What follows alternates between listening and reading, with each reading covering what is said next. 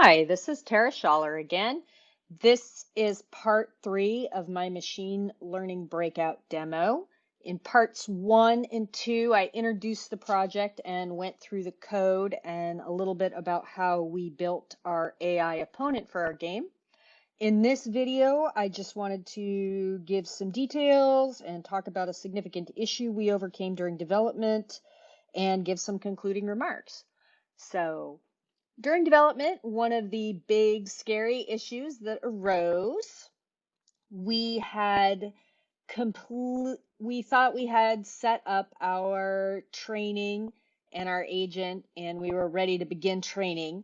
And we started up the training, and what happened was the paddle just zipped over to the right and held onto the ball and wouldn't do anything else but sit in the corner holding the ball. It was supposed to be doing a whole bunch of different stuff and training, and it seemed like the code was correct and the training was running, but for whatever reason, our agent just sat in the corner and did nothing. So that was that was a pretty big scary thing because we were facing a deadline and didn't know why our code was working and why the agent wasn't taking any actions or doing it. Appeared to be training, but it wasn't doing anything. So the solution to that, I carefully went through the example we had been working off of and the documentation and went through our code. And what I found was the key piece here was over here. You can see it in the Unity editor. It's called vector action, and the corresponding spot in the code in the panel agent here is this agent action function and this vector action parameter. So over here in the, oops, where did it go? Unity. Oh, so over here in the Unity editor, let me get back to it.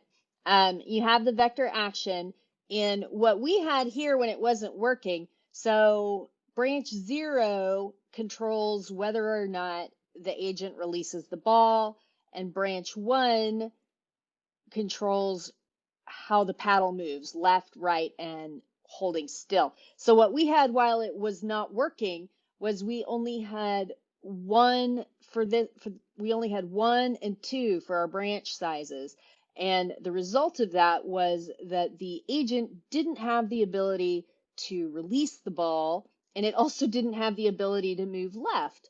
So what we had, our problem wasn't a problem with the code, it was a conceptual problem with how it was set up. And so the key realization was that the agent needed to have its vector action increased so that it had the ability to release the ball and also move left.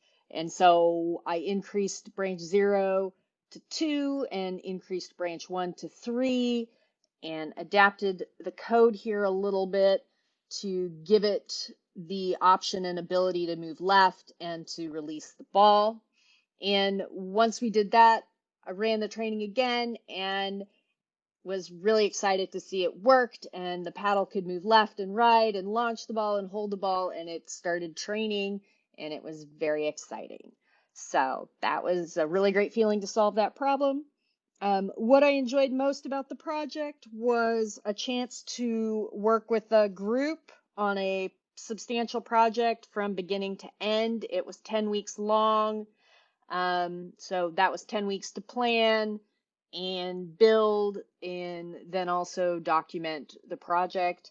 Also, and my very favorite part of the project was designing the AI opponent, figuring out how it was going to get observations and